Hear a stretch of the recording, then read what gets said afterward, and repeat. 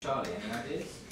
I just think that changing the name makes it totally unrealistic because in some way it teaches people that this Taliban is, it's real, it's going on, and these are people that are killing soldiers, and it's not, it's almost it's an education in some sense, really.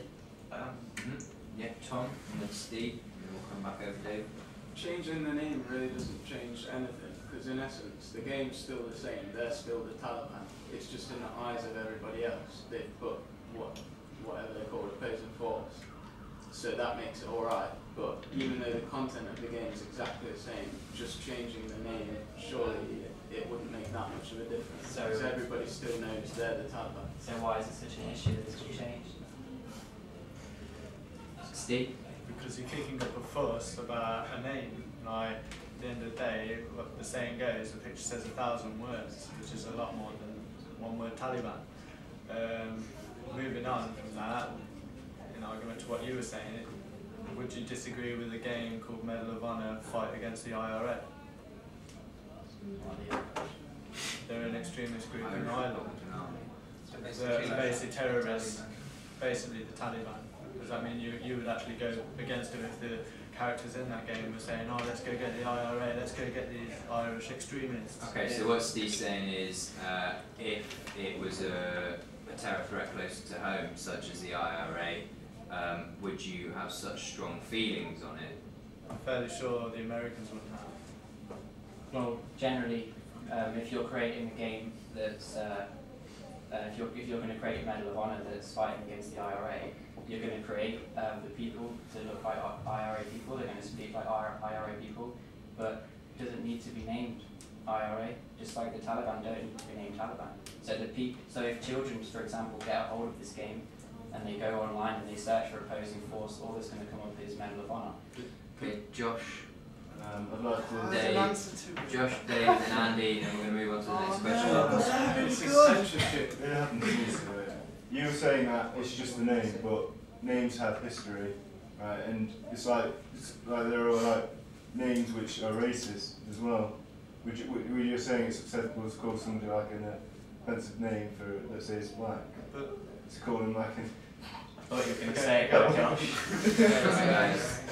Yeah, would you say it for the word?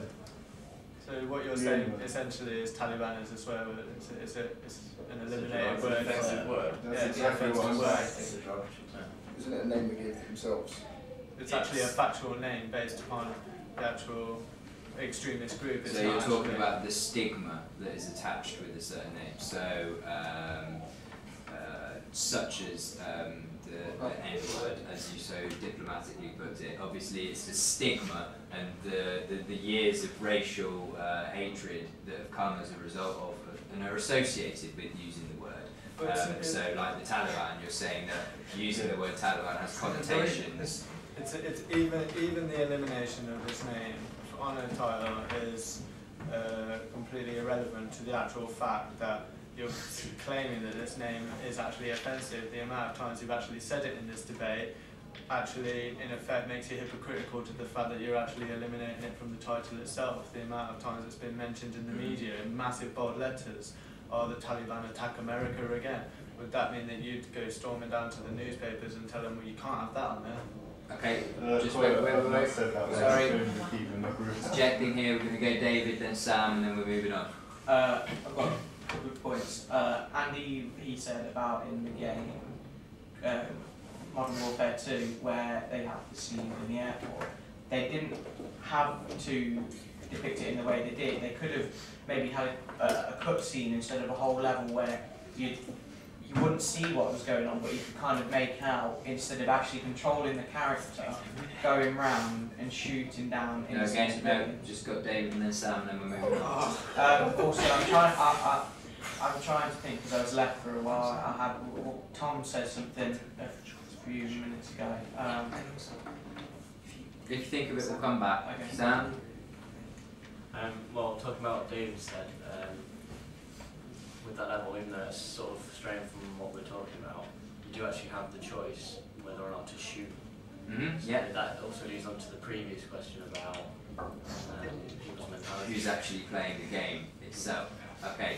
Okay, so we're just going to go back to. In fact, no, we'll move on to Satch Game. What's that? Oh, actually, I know. How many of you are familiar with the topic? Can I just get some hands up? How many of you are confident? No. I am. No. Okay, no, we're going to go for China then. Yes!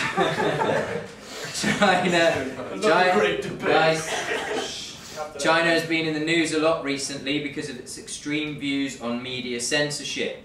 What kind of effect do you think that the government's tight restrictions have on the people of China? And we're actually going to start on this side first because you guys have started for both questions. Tom or Steve? Well, we'll go one then the other. So what they're doing is essentially imprisoning a race of people based on where they're from. Just because somebody's from China, surely they should be able to access exactly the same information as everybody else in the world. But based on what the dictator that leads the country thinks, China disallowed all this information that could possibly aid them in doing things that they want to do. Okay, Steve, then Alec, and then we'll come over. I've got to say, right, China already influences media and violence in its strict dictatorship and rules. China offers a life sentence or death penalty for quite serious crimes, whilst most young offenders will be dealt with by neighbouring committees or will in fact be placed in reformatories, which are in effect youth offending institutes. Another thing is they already influence violence by having the largest army in the world. A lot of the children, you're only allowed, what is it, 2? And then any more children than that get put straight into the army. Okay, Alec, you have a point? I'd just like to make the point that in China, the censorship is so strict that even anyone, like journalist-wise, some have been sentenced for imprisonment and everything else, just because of their own views, and they've been completely taken out. I mean, what's the point in having people's own opinions being put in prison for just no reason at all? Okay, you two want to choose who goes first? Alright, but if you get my point, I'm going to flick you. You're raising all of these issues about. You're raising all of these issues about obviously it being strict on. I'll come to you in a second. Can't think of the word censorship in China, but it's proven here that it works. Firstly, before I go on to that, I want to say that you don't miss what you've never had. If they've never played games with violence, then they're not gonna be bothered about not having violence in their life because they don't know about it. Yeah, David. Could I just? I'd like to finish this one. Oh right, sorry. Okay. Right, calm down. This is my main debate. Okay, go on then, and then we'll come to you, Dave. I'd just like to run through some facts, if that's. Yes, no, you carry on then. China, being the highest populated country in the world, Most overpopulated also, has 1.3 billion members. The USA, in contrast, who has no strict laws on censorship, has a billion less than that.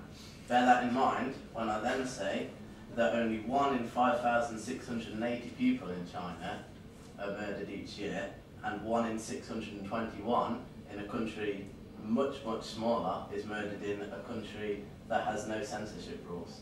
The country that has loads of censorship rules has an incredibly low murder rate, whereas the one with no rules at all has one of the world's highest murder rates. David? So I'd like to go on to what Tom said about not being able to go on the internet. So over here in the UK, if you were to go on, say, Google for instance, you could find videos of people murdering people. You could find anything on the internet. It's disgusting that you could do that over here. So what's wrong with a country wanting to stop its youth from being persuaded and seeing such violent things on the internet when they could easily just stop it? Yeah. Okay, yeah, cool, that's fine, Josh, you carry on. Do you want to make a point? You had your hand up before you go. Do you want to leave in a... I have a point that's not an order subject on this. Other than China? Yeah. Okay, well, we'll leave that for another time. Yeah, Tom, then Steve. What you were saying, David, very well made point. But surely restricting information from people makes it harder for them to understand the consequences of things. So say, if somebody here wanted, that's the main point, they have to want to research these kinds of things. You don't have to find these things on the internet. So if you are that kind of person that wants to see this, you're able to access it and then maybe be influenced by that. But it could go both ways. You could see it and think that's terrible. So it's the uses of gratification. Yeah, it all depends on what the person needs the information for. And the point in China is you can't access that information. Yes, Steve, your point next. Ed and Matt, can you just come sit in these two here? Although they do have these restrictions, they've still got the initial concept of violence and that. But like you say with America, a lot of the violence in America actually derives itself from more drug-associated crimes. So in theory, what the facts that you're actually placing are inevitable anyway. So are you saying that there's no media in the USA that promotes drug-associated crime? Of course there is. Wow. But Is that right? Thanks. Yeah, cool. What I was also saying was that there could be strong influences within China as well. But you can also tell that from the overpopulated country that people are already rebelling against the strict rules that are already there. Due to the fact that you're only allowed 2 children, yet people still keep having children over there, which means the rules are there, but the people are still disobeying them. Okay, David, you had your hand up for a while, and then Jack. It was again at what Tom said, but it's not as simple as searching people being killed on the internet. I mean, you can find it anywhere. There's with the vast search engine that Google's got, one single key this time, you could end up on something completely different, which would be something that you didn't want to see. And if that was to come up, someone might be interested, click on the link, and they'll see something disgusting like that. Okay, yeah, Jack. I want to talk about a game called World of Warcraft, which is basically touching on the addiction of it. And I think, like Ben said in his facts, because it's such a large country, it needs a stronger censorship than most would have, because it's harder to control without one.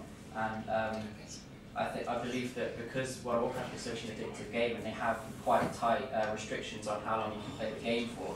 And there's been cases in the past where children have been neglected by their parents who play WoW too much, and then their children have died from not being fed or watered. And it's just like, yeah. And even because China is so large, the restrictions, whether they think it or not, is a good thing for them. Mm-hmm. And so they're doing the best for their people. Do you not think that there's a line between censorship and keeping the truth from somebody? If I could just jump in there, it's the same argument. So let's put it in a different perspective. So say you're a parent with a child who wants to go out to a party. You know that something that they might be doing drugs there or whatnot. Your child would see it as a bad thing, that you're stopping them from doing it, but you know yourself that you're preventing them from a bigger consequence. Right, okay, I see what you're saying. So you're essentially saying that it's what's commonly known as a nanny state, Yeah. okay, so they do what's best for you, Yeah. but do you not think that, I pose this to both of you, both groups, do you not think it's down to us as people to make up our own decisions as to what is wrong and what is right? Everyone makes bad decisions, and what they're trying to do is prevent them from making those mistakes. Okay, Steve, Sam, Tom? Okay, China in essence is actually alienating their own country from the actual harsh realities of the world that we see today. It's inevitable whether you've got these crimes or whether they're not there. If you've got these actions in the video games, it's only imitating real life crimes themselves.